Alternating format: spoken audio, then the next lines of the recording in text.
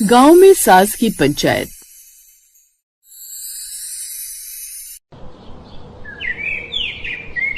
सरिता देवी बहुत ही समझदार थीं और गांव में बड़े बड़े लोग उनसे सलाह मशवरा लेने के लिए आया करते थे। सरिता का पूरा दिन दूसरों की समस्याएं सुलझाने में बीत जाता था, लेकिन उनकी इस मशहूरी का सारा भार उनकी बहू कीर्ति पर था, जिसका सारा समय आने वाले लोगों की खातिरदारी में ही निकल जाया करता था। ऐसे ही आज के दिन भी गांव का मोहन नाम का एक किसान सरिता के पास सलाह लेने के लिए आता है। अरे सरिता बहन, तुम मेरी कुछ मदद करो, मुझे कुछ भी समझ में नहीं आ रहा। मेरा बेटा तो मेरी कुछ मदद करवा कर राजी ही नहीं है, बस जब देखो अपनी ही खुशी में डूबा रहता है। मैं तो उसे समझा समझा कर थक गया हूँ। मोहन भाई, तुम्हारा बेटा अभी 16 साल का है, अभी उसे अपनी मर्जी कर लेने दो। यही तो उम्र है उसके खेलने कूदने की। धीरे धीरे वो अपने आप ही समझदार हो जाएगा। जब तुम उसके समय के थे तो तुम भी तो ऐसे ही थे। हाँ बहन, आपकी बात तो ठीक है। चलिए अब मैं चलता हूँ, माफ करना आपको परेशान किया। अरे ऐसे कैसे? घर आया मेहमान तो भगवान का रूप होता है, आप ऐसे नहीं जा सकते।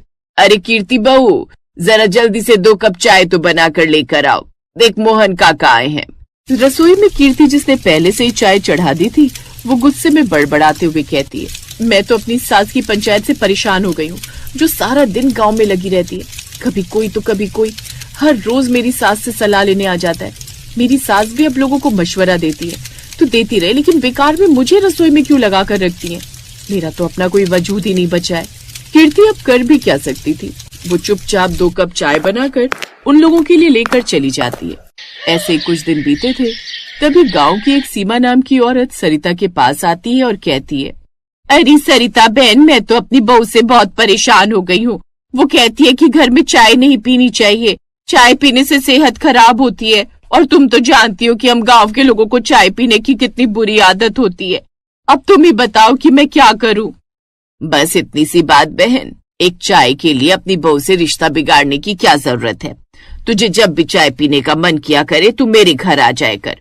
मेरी बहू तो एक आवाज पर ही चाय बनाकर ले आती है। देख, अभी तुझे दिखाती हूँ।